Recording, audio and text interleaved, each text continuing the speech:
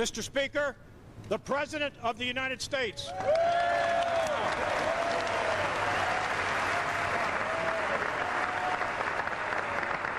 Move back.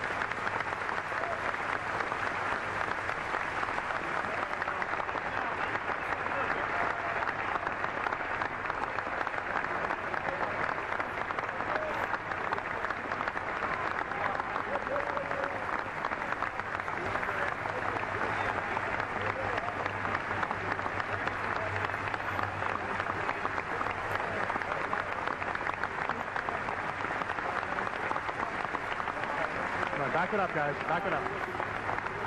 Back it up. Back.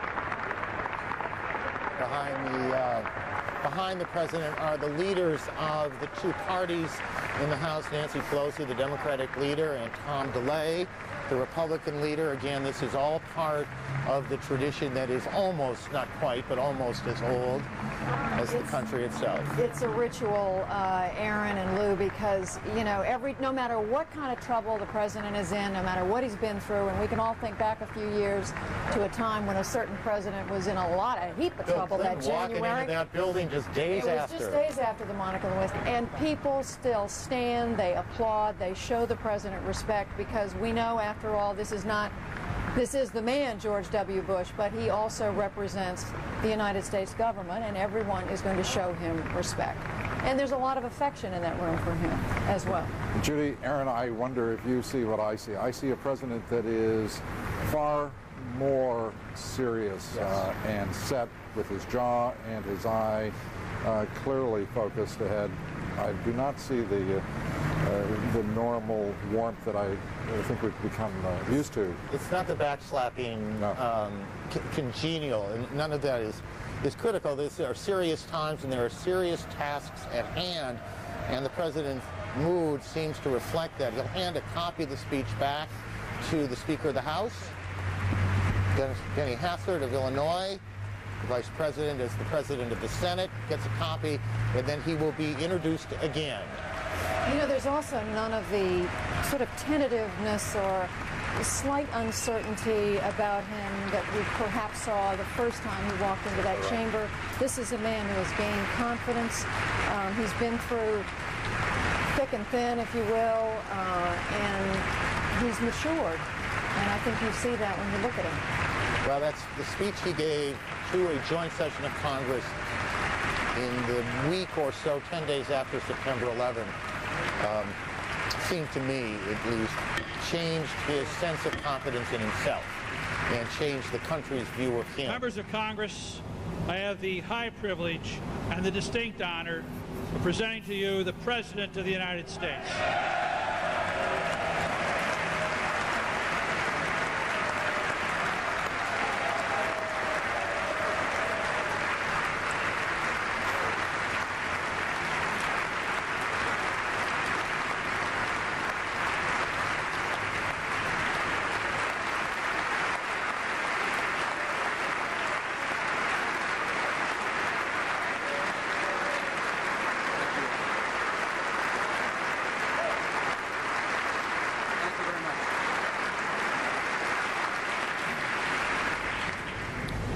Mr. Speaker, Vice President Cheney, members of Congress, distinguished citizens and fellow citizens.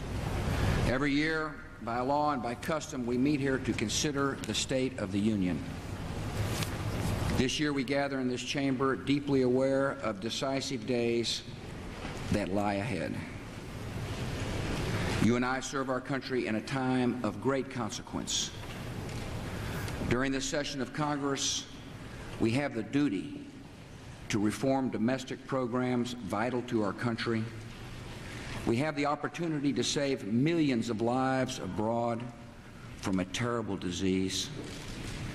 We will work for a prosperity that is broadly shared, and we will answer every danger and every enemy that threatens the American people.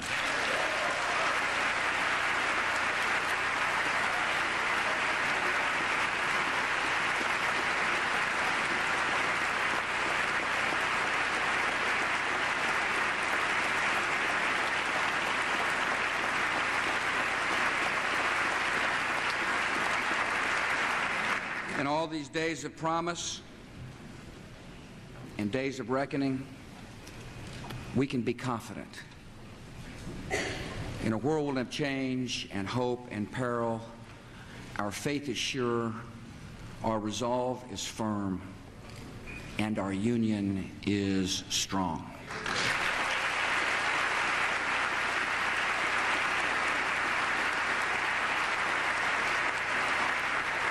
This country has many challenges. We will not deny, we will not ignore, we will not pass along our problems to other Congresses, to other presidents, and other generations. We will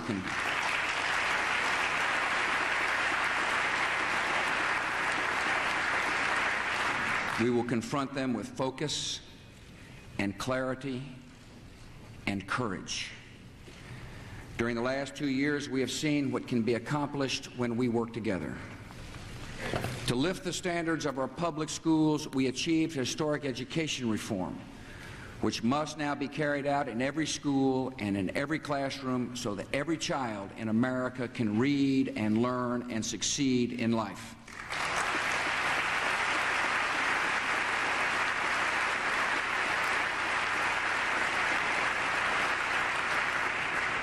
To protect our country, we reorganized our government and created the Department of Homeland Security, which is mobilizing against the threats of a new era.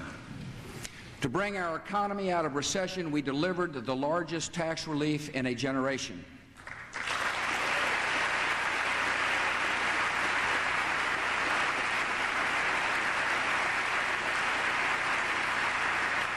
To insist on integrity in American business, we passed tough reforms, and we are holding corporate criminals to account.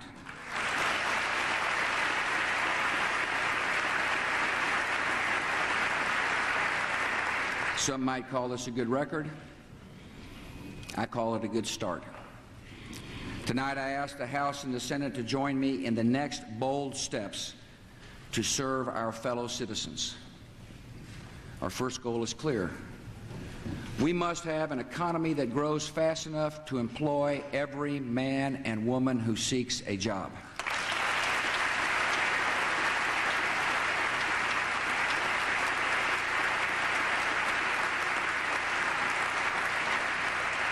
After recession, terrorist attacks, corporate scandals, and stock market declines, our economy is recovering. Yet it's not growing fast enough or strongly enough. With unemployment rising, our nation needs more small businesses to open, more companies to invest and expand, more employers to put up the sign that says, "Help Wanted."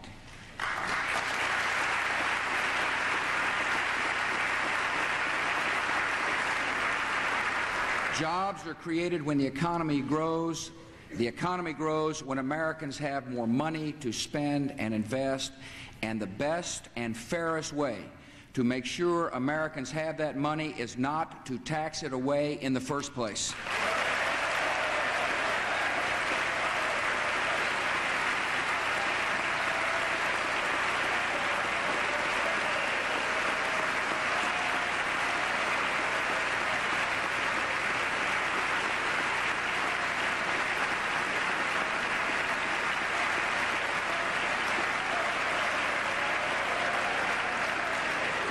Proposing that all the income tax reductions set for 2004 and 2006 be made permanent and effective this year.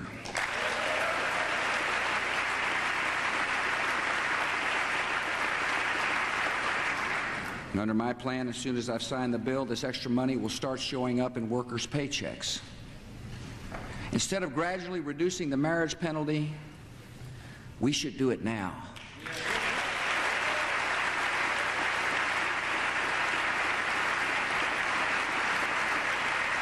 Instead of slowly raising the child credit to $1,000, we should send the checks to American families now.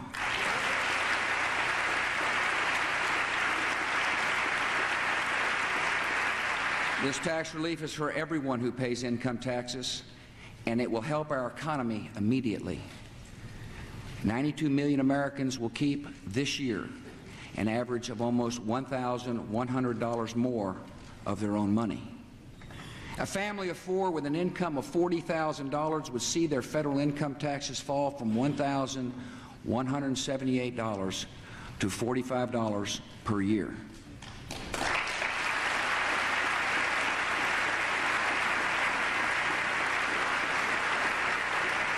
Our plan will improve the bottom line for more than 23 million small businesses. You, the Congress, have already passed all these reductions and promised them for future years. If this tax relief is good for Americans 3 or 5 or 7 years from now, it is even better for Americans today.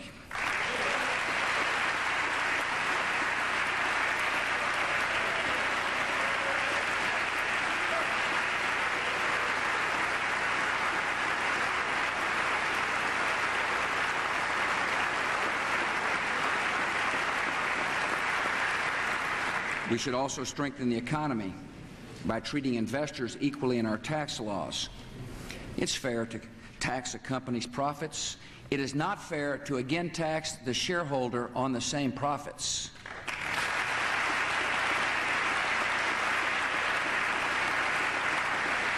To boost investor confidence and to help the nearly 10 million seniors who receive dividend income, I ask you to end the unfair double taxation of dividends.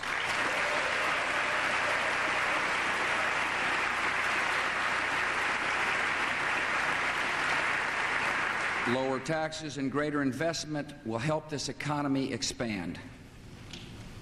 More jobs mean more taxpayers and higher revenues to our government.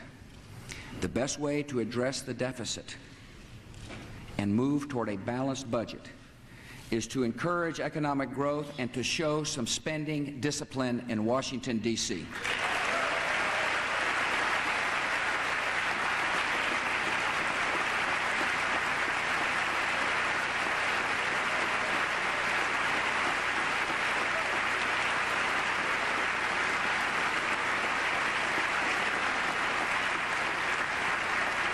We must work together to fund only our most important priorities. I will send you a budget that increases discretionary spending by 4% next year, about as much as the average family's income is expected to grow. And that is a good benchmark for us. Federal spending should not rise any faster than the paychecks of American families.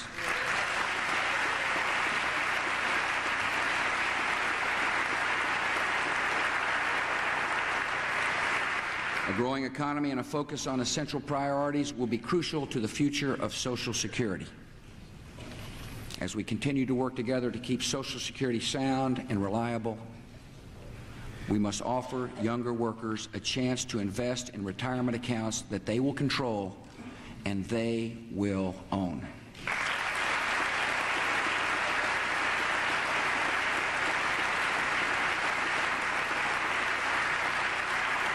Our second goal is high-quality, affordable health for all Americans.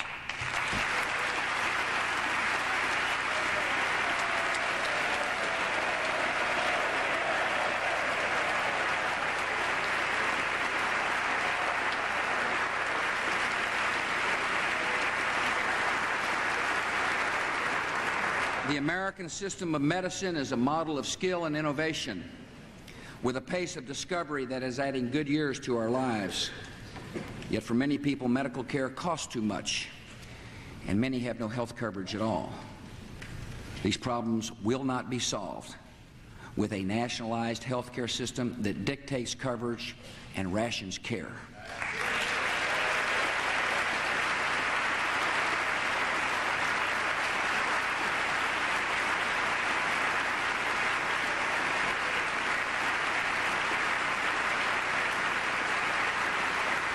Instead, we must work toward a system in which all Americans have a good insurance policy, choose their own doctors, and seniors and low-income Americans receive the help they need.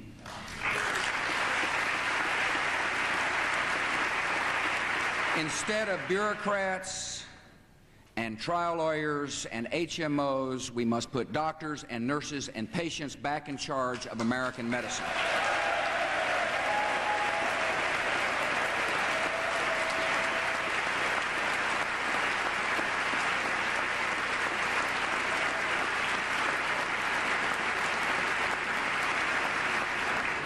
Healthcare reform must begin with Medicare.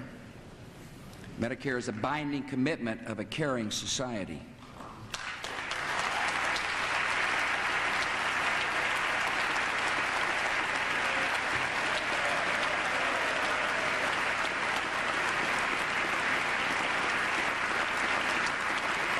We must renew that commitment by giving seniors access to preventive medicine and new drugs that are transforming health care in America.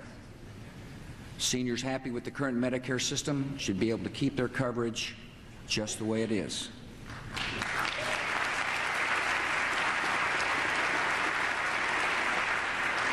And just like you, the members of Congress and your staffs and other federal employees, all seniors should have the choice of a health care plan that provides prescription drugs.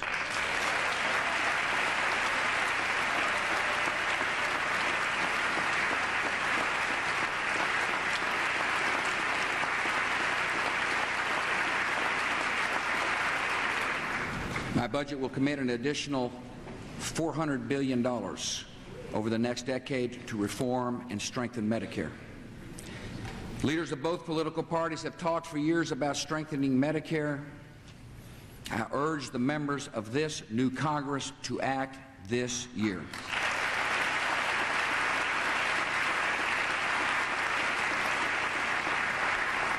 To improve our health care system, we must address one of the prime causes of higher cost: the constant threat that physicians and hospitals will be unfairly sued.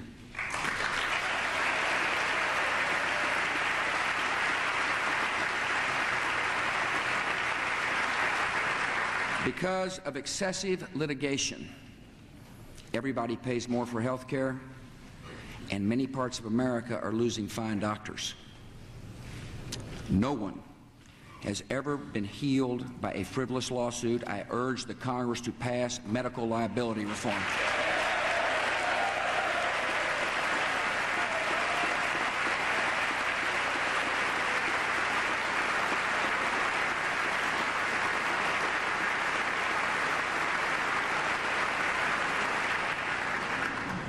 Our third goal is to promote energy independence for our country while dramatically improving the environment.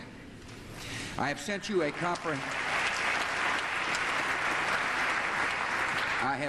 comprehensive energy plan to promote energy efficiency and conservation, to develop cleaner technology, and to produce more energy at home.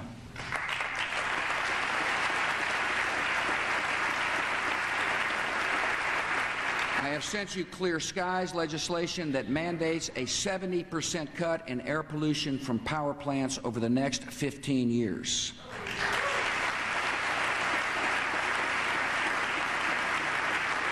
I have sent you a Healthy Forest initiative to help prevent the catastrophic fires that devastate communities, kill wildlife, and burn away millions of acres of treasured forests.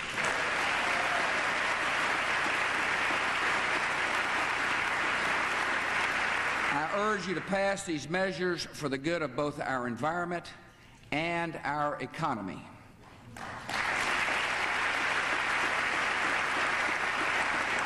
Even more, I ask you to take a crucial step and protect our environment in ways that generations before us could not have imagined.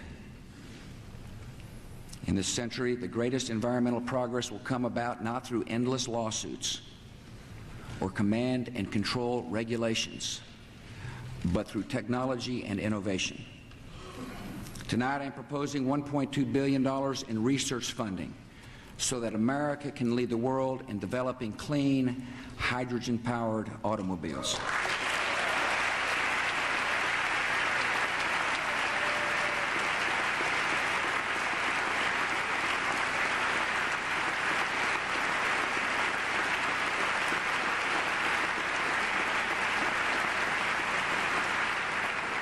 A simple chemical reaction between hydrogen and oxygen generates energy, which can be used to power a car, producing only water, not exhaust fumes. With a new national commitment, our scientists and engineers will overcome obstacles to taking these cars from laboratory to showroom, so that the first car driven by a child born today could be powered by hydrogen and pollution-free.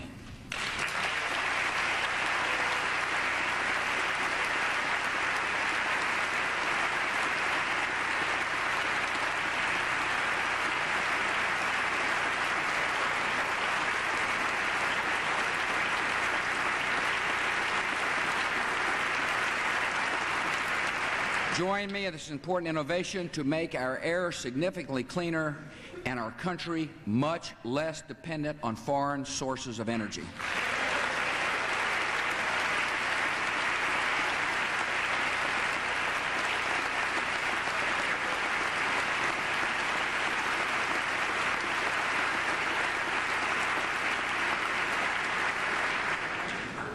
Our fourth goal is to apply the compassion of America to the deepest problems of America.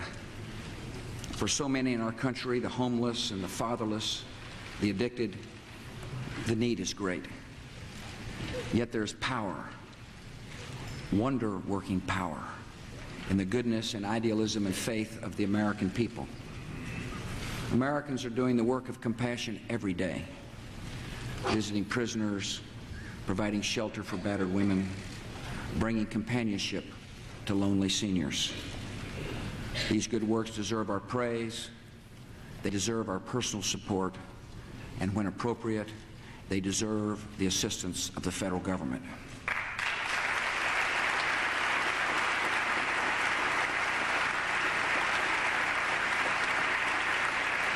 I urge you to pass both my faith-based initiative and the Citizen Service Act to encourage acts of compassion that can transform America one heart and one soul at a time.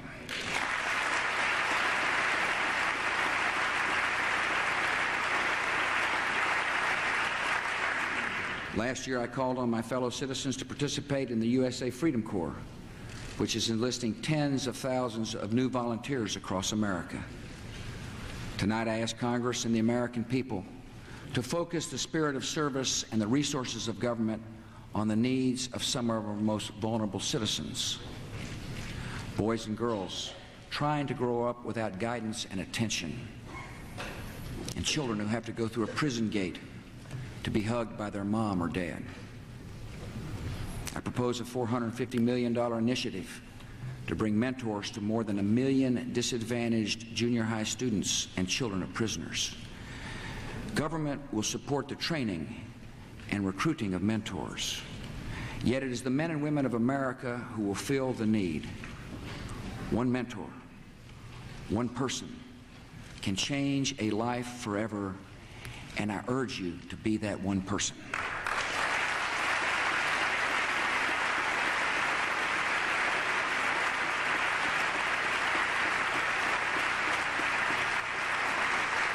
Another cause of hopelessness is addiction to drugs.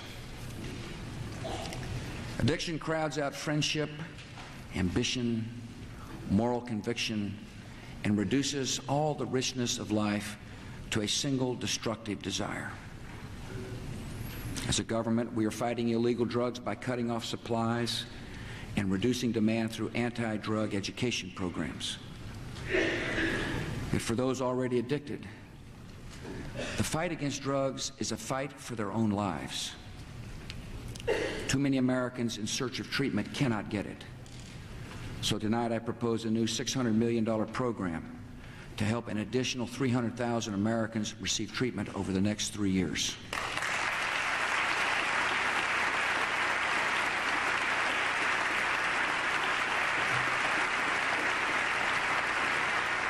Our nation is blessed with recovery programs that do amazing work.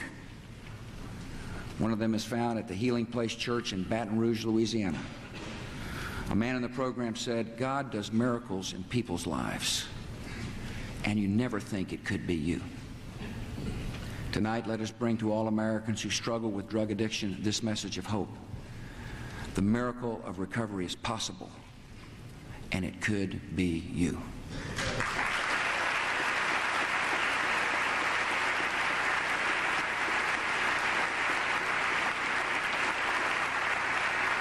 By caring for children who need mentors, and for addicted men and women who need treatment, we are building a more welcoming society, a culture that values every life. And in this work, we must not overlook the weakest among us. I ask you to protect infants at the very hour of their birth and end the practice of partial birth abortion.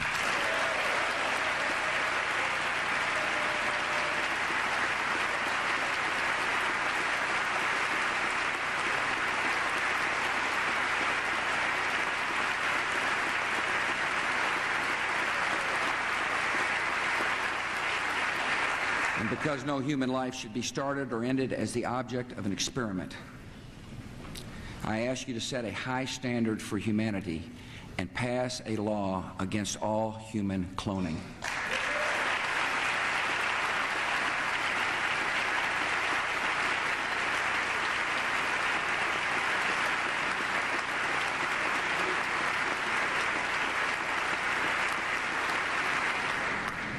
The qualities of courage and compassion that we strive for in America also determine our conduct abroad. The American flag stands for more than our power and our interests. Our founders dedicated this country to the cause of human dignity, the rights of every person, and the possibilities of every life. This conviction leads us into the world to help the afflicted and defend the peace and confound the designs of evil men. In Afghanistan, we help to liberate an oppressed people, and we will continue helping them secure their country, rebuild their society, and educate all their children, boys and girls.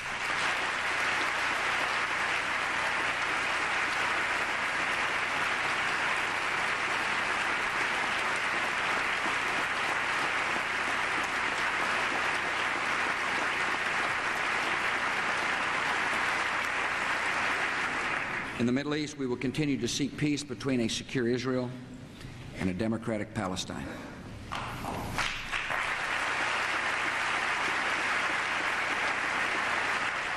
Across the earth, America is feeding the hungry. More than 60% of international food aid comes as a gift from the people of the United States. As our nation moves troops and builds alliances to make our world safer, we must also remember our calling as a blessed country is to make the world better. Today, on the continent of Africa, nearly 30 million people have the AIDS virus, including 3 million children under the age 15. There are whole countries in Africa where more than 1/3 of the adult population carries the infection. More than 4 million require immediate drug treatment. Yet across that continent, only 50,000 AIDS victims, only 50,000, are receiving the medicine they need. Because the AIDS diagnosis is considered a death sentence, many do not seek treatment. Almost all who do are turned away. A doctor in rural South Africa describes his frustration. He says, "We have no medicines. Many hospitals tell people, you've got AIDS. We can't help you. Go home and die." In an age of miraculous medicines, no person should have to hear those words.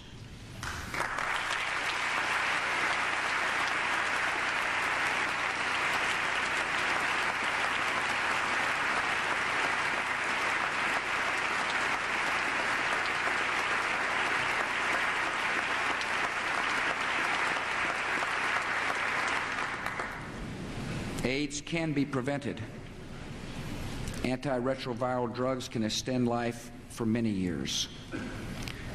And the cost of those drugs has dropped from $12,000 a year to under $300 a year, which places a tremendous possibility within our grasp. Ladies and gentlemen, Seldom has history offered a greater opportunity to do so much for so many. We have confronted and will continue to confront HIV/AIDS in our own country. And to meet a severe and urgent crisis abroad, tonight I propose the emergency plan for AIDS relief, a work of mercy beyond all current international efforts to help the people of Africa. This comprehensive plan will prevent 7 million new AIDS infections, treat at least 2 million people with life-extending drugs, and provide humane care for millions of people suffering from AIDS and for children orphaned by AIDS.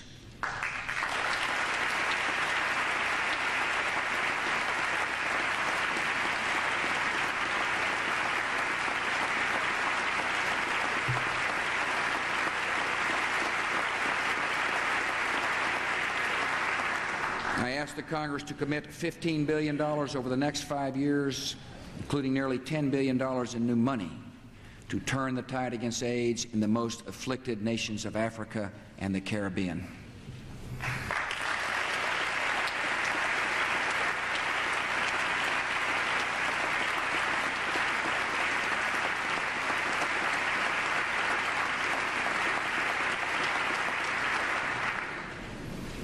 This nation can lead the world in sparing innocent people from a plague of nature.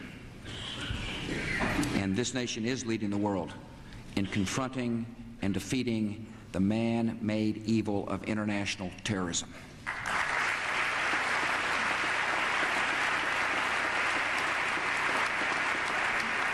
There are days when our fellow citizens do not hear news about the war on terror. There's never a day when I do not learn of another threat or receive reports of operations in progress or give an order in this global war against a scattered network of killers. The war goes on, and we are winning.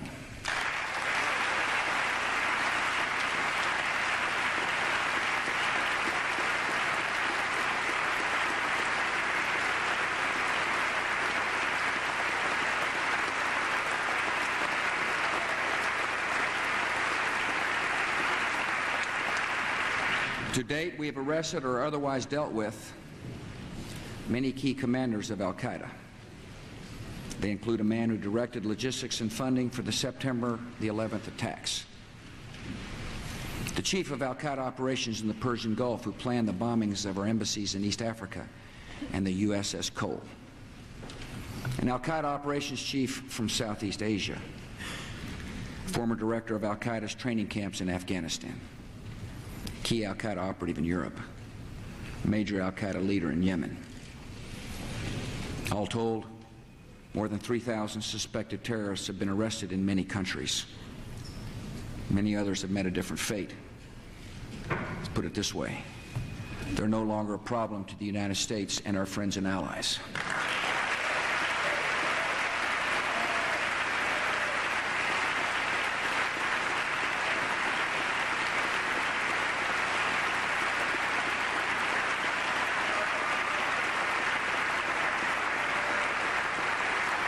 We are working closely with other nations to prevent further attacks.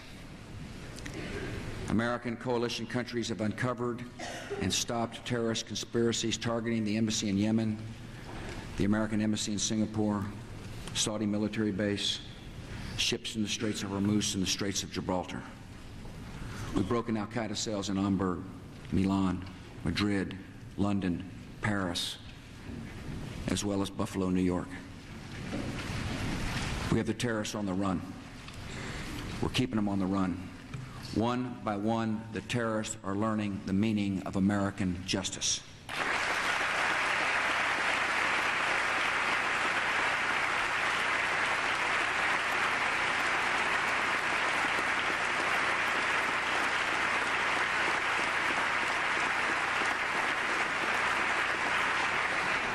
As we fight this war, we will remember where it began. Here in our own country. This government is taking unprecedented measures to protect our people and defend our homeland. We've intensified security at the borders and ports of entry, posted more than 50,000 newly trained federal screeners in airports, begun inoculating troops and first responders against smallpox, and are deploying the nation's first early warning network of sensors to detect biological attack. And this year, for the first time, we are beginning to field a defense to protect this nation against ballistic missiles.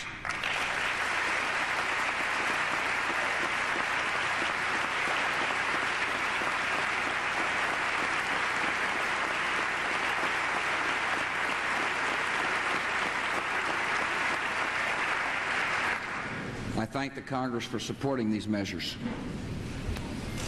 I ask you tonight to add to our future security with a major research and production effort to guard our people against bioterrorism called Project BioShield. The budget I send you will propose almost $6 billion to quickly make available effective vaccines and treatments against agents like anthrax, botulinum toxin, Ebola, and plague. We must assume that our enemies would use these diseases as weapons, and we must act before the dangers are upon us.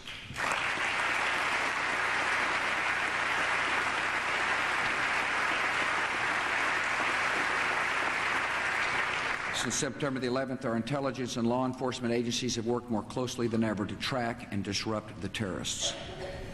The FBI is improving its ability to analyze intelligence and is transforming itself to meet new threats. Tonight, I am instructing the leaders of the FBI, the CIA, the Homeland Security, and the Department of Defense to develop a terrorist threat integration center to merge and analyze all threat information in a single location. Our government must have the very best information possible, and we will use it to make sure the right people are in the right places to protect all our citizens.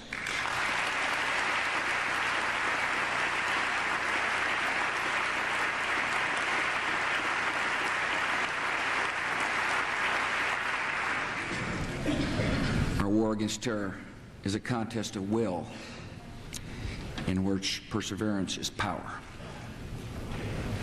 In the ruins of two towers, at the western wall of the Pentagon, on a field in Pennsylvania, this nation made a pledge, and we renew that pledge tonight. Whatever the duration of this struggle and whatever the difficulties, we will not permit the triumph of violence in the affairs of men. Free people will set the course of history.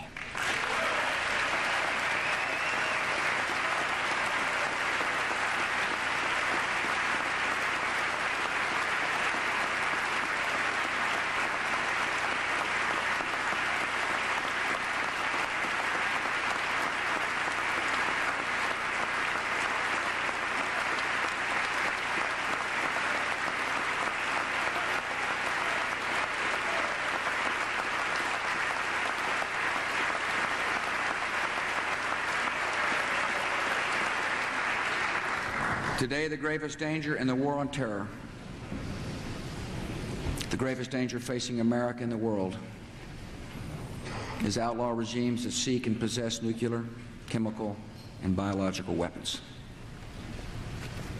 These regimes could use such weapons for blackmail, terror, and mass murder. They could also give or sell those weapons to terrorist allies who would use them without the least hesitation. This threat is new. America's duty is familiar.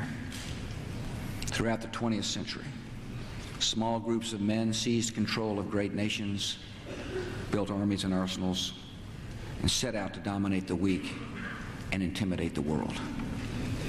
In each case, their ambitions of cruelty and murder had no limit. In each case, the ambitions of Hitlerism, militarism, and communism were defeated by the will of free peoples, by the strength of great alliances, and by the might of the United States of America.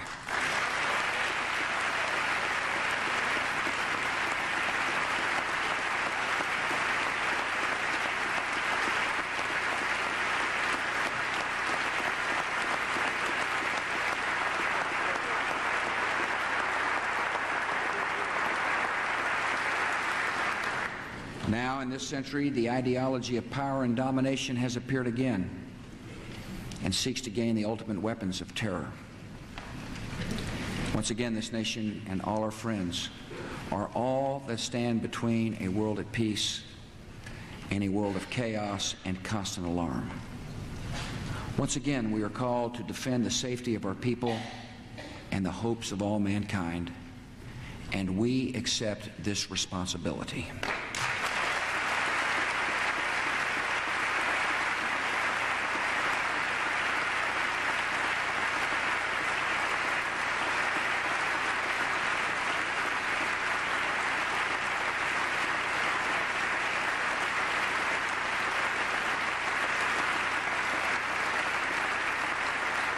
America is making a broad and determined effort to confront these dangers. We've called on the United Nations to fulfill its charter and stand by its demand that Iraq disarm. We are strongly supporting the International Atomic Energy Agency in its mission to track and control nuclear materials around the world. We are working with other governments to secure nuclear materials in the former Soviet Union and to strengthen global treaties banning the production and shipment of missile technologies and weapons of mass destruction. In all these efforts, however, America's purpose is more than to follow a process. It is to achieve a result, the end of terrible threats to the civilized world. All free nations have a stake in preventing sudden and catastrophic attacks, and we're asking them to join us, and many are doing so. Yet the course of this nation does not depend on the decisions of others.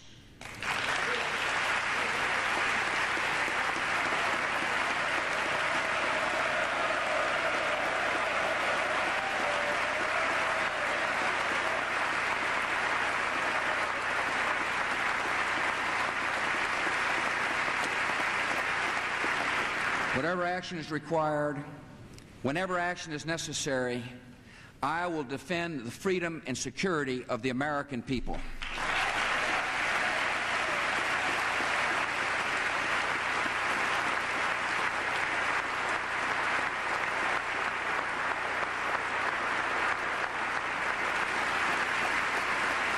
Different threats require different strategies. In Iran, we continue to see a government that represses its people, pursues weapons of mass destruction, and supports terror. We also see Iranian citizens risking intimidation and death as they speak out for liberty and human rights and democracy. Iranians, like all people, have a right to choose their own government and determine their own destiny, and the United States supports their aspirations to live in freedom.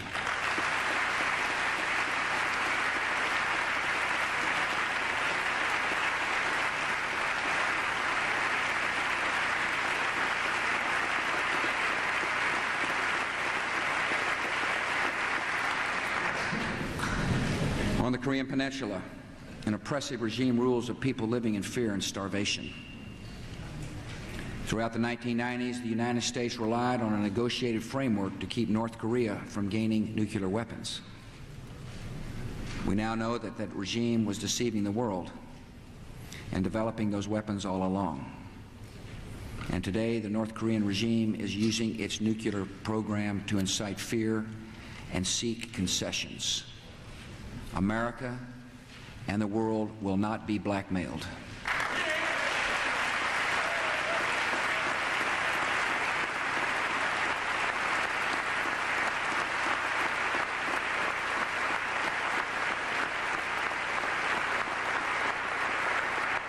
America is working with the countries of the region, South Korea, Japan, China, and Russia, to find a peaceful solution and to show the North Korean government that nuclear weapons will bring only isolation, economic stagnation, and continued hardship.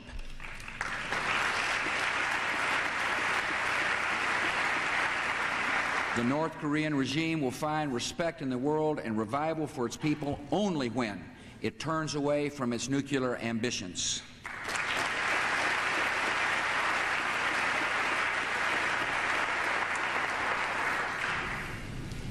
Our nation And the world must learn the lessons of the Korean Peninsula and not allow an even greater threat to rise up in Iraq.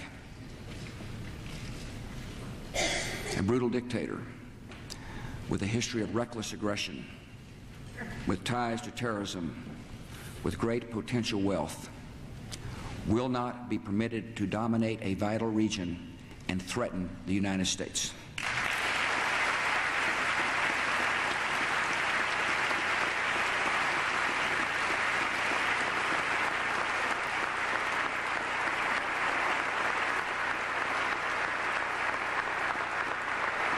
Twelve years ago, Saddam Hussein faced the prospect of being the last casualty in a war he had started and lost. To spare himself, he agreed to disarm of all weapons of mass destruction. For the next 12 years, he systematically violated that agreement.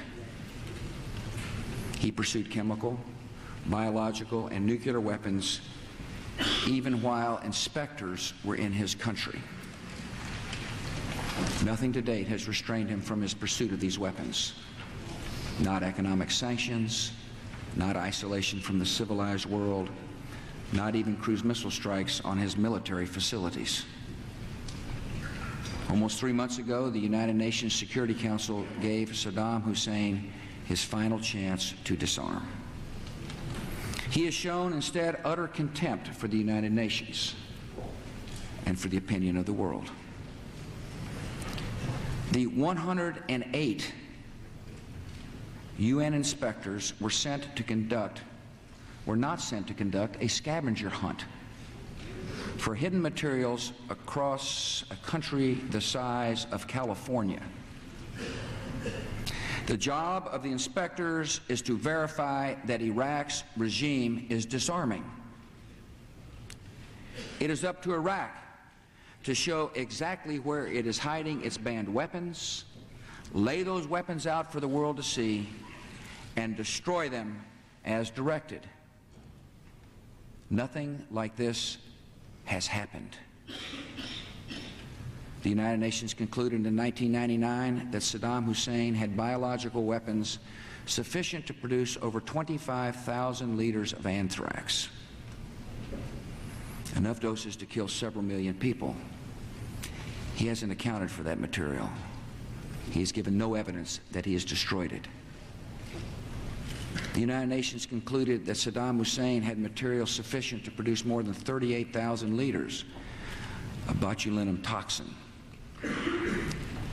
enough to subject millions of people to death by respiratory failure. He hadn't accounted for that material. He's given no evidence that he has destroyed it.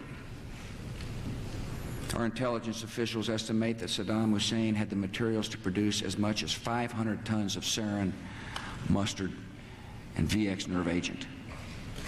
In such quantities, these chemical agents could also kill untold thousands.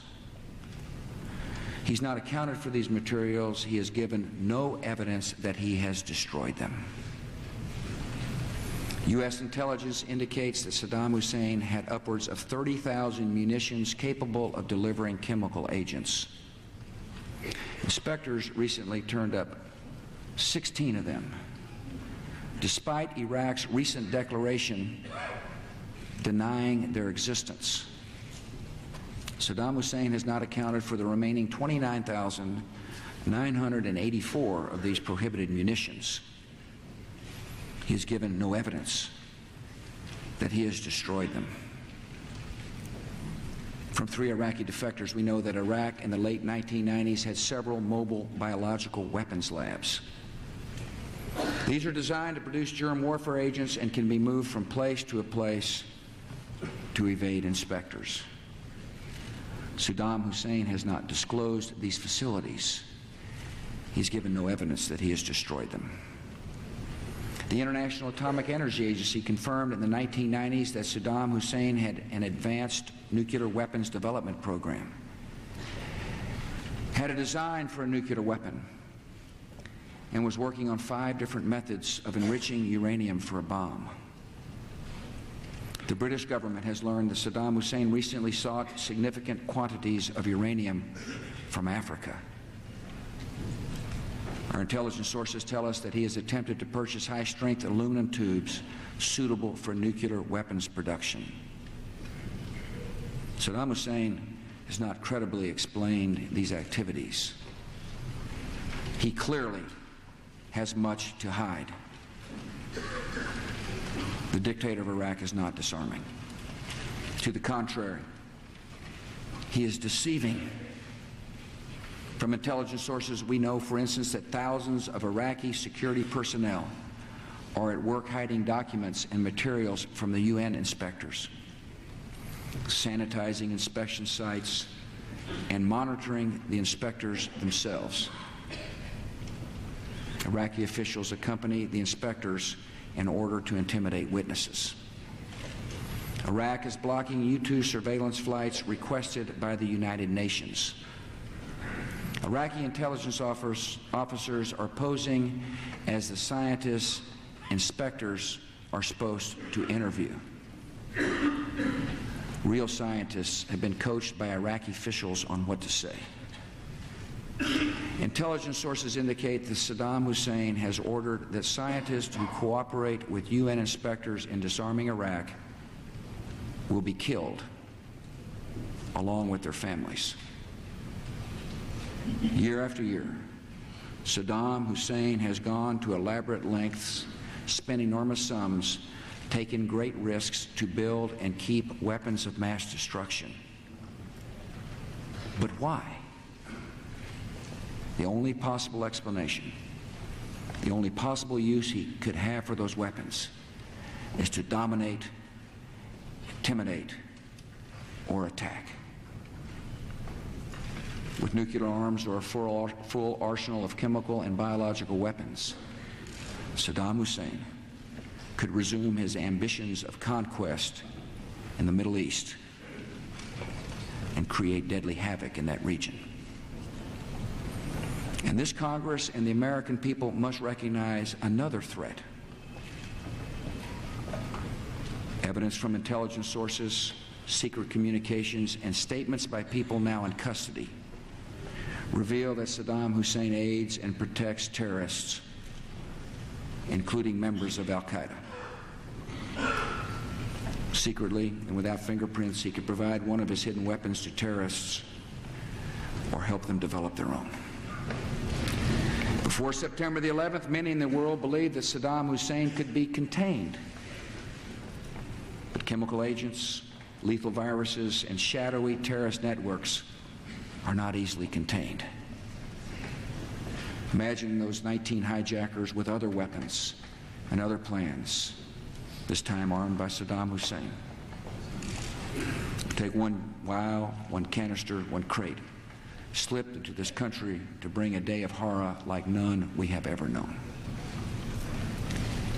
We will do everything in our power to make sure that that day never comes.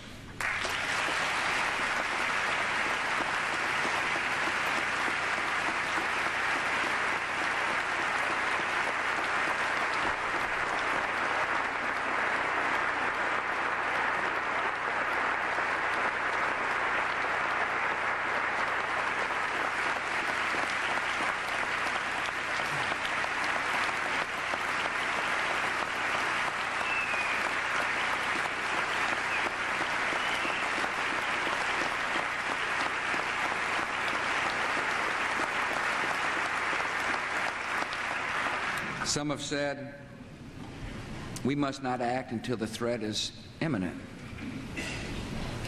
Since when have terrorists and tyrants announced their intentions, politely putting us on notice before they strike? If this threat is permitted to fully and suddenly emerge, all actions, all words, and all recriminations would come too late. Trusting in the sanity and restraint of Saddam Hussein is not a strategy, and it is not an option.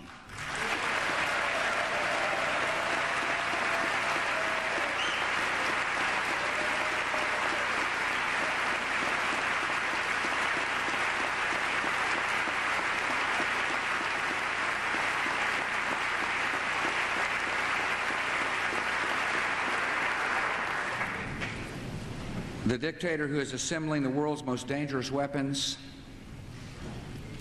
has already used them on whole villages, leaving thousands of his own citizens dead, blind, or disfigured. Iraqi refugees tell us how forced confessions are obtained by torturing children while their parents are made to watch. International human rights groups have cataloged other methods used in the torture chambers of Iraq: electric shock, burning with hot irons, dripping acid on the skin, mutilation with electric drills, cutting out tongues, and rape. If this is not evil, then evil has no meaning.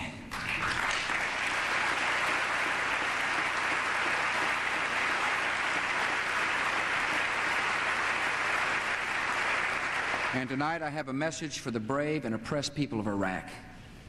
Your enemy is not surrounding your country. Your enemy is ruling your country.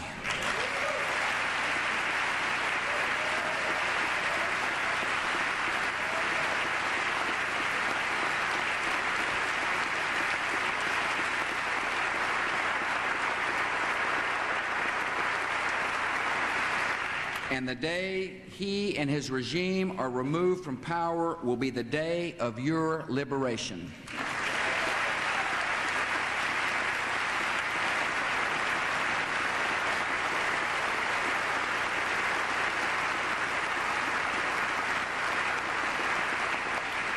The world has waited 12 years for Iraq to disarm.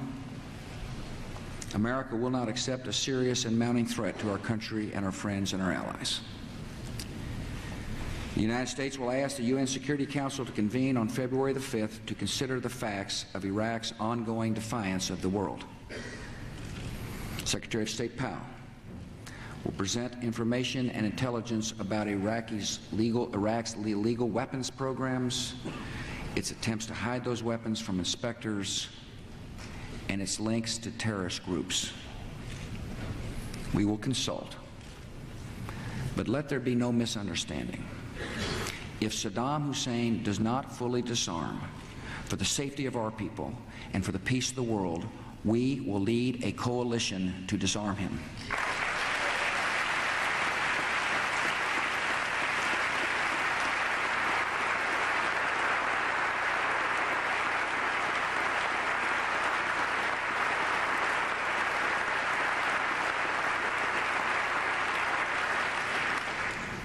Tonight I have a message for the men and women who will keep the peace, members of the American Armed Forces.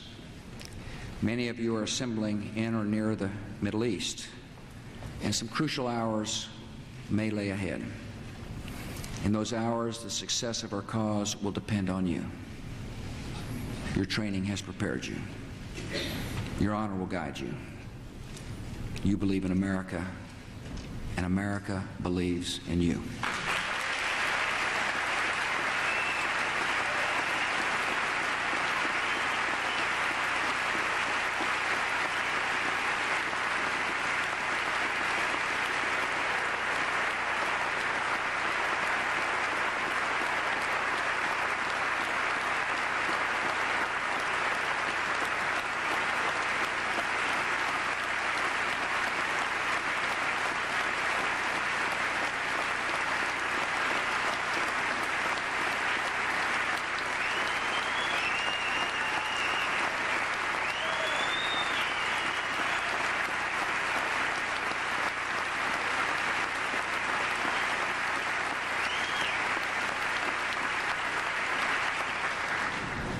Sending Americans into battle is the most profound decision a president can make. The technologies of war have changed. The risks and suffering of war have not. For the brave Americans who bear the risk, no victory is free from sorrow. This nation fights reluctantly because we know the cost, and we dread the days of mourning that always come. We seek peace. We strive for peace. And sometimes peace must be defended. A future lived at the mercy of terrible threats is no peace at all. If war is forced upon us, we will fight in a just cause and by just means, sparing in every way we can the innocent. And if war is forced upon us, we will fight with the full force and might of the United States military, and we will prevail.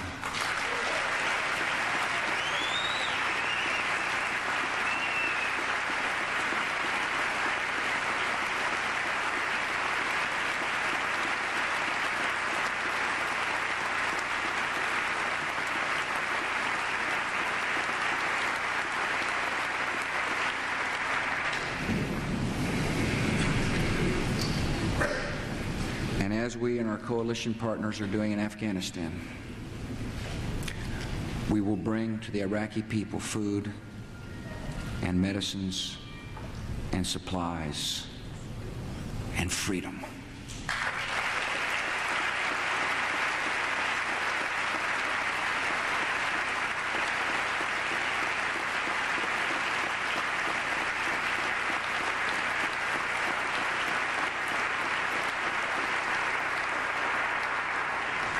Many challenges abroad and at home have arrived in a single season. In 2 years, America has gone from a sense of invulnerability to an awareness of peril, from bitter division in small matters to calm unity in great causes. And we go forward with confidence because this call of history has come to the right country. Americans are a resolute people who have risen to every test of our time. Adversity has revealed the character of our country to the world and to ourselves. America is a strong nation and honorable in the use of our strength. We exercise power without conquest, and we sacrifice for the liberty of strangers. Americans are a free people who know that freedom is the right of every person and the future of every nation. The liberty we prize is not America's gift to the world, it is God's gift to humanity.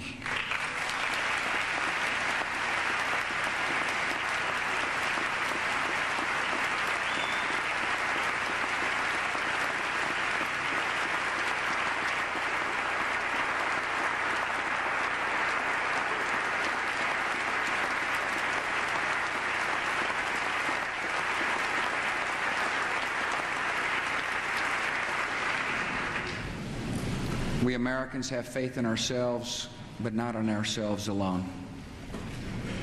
We do not claim to know all the ways of providence, yet we can trust in them, placing our confidence in the loving God behind all of life and all of history.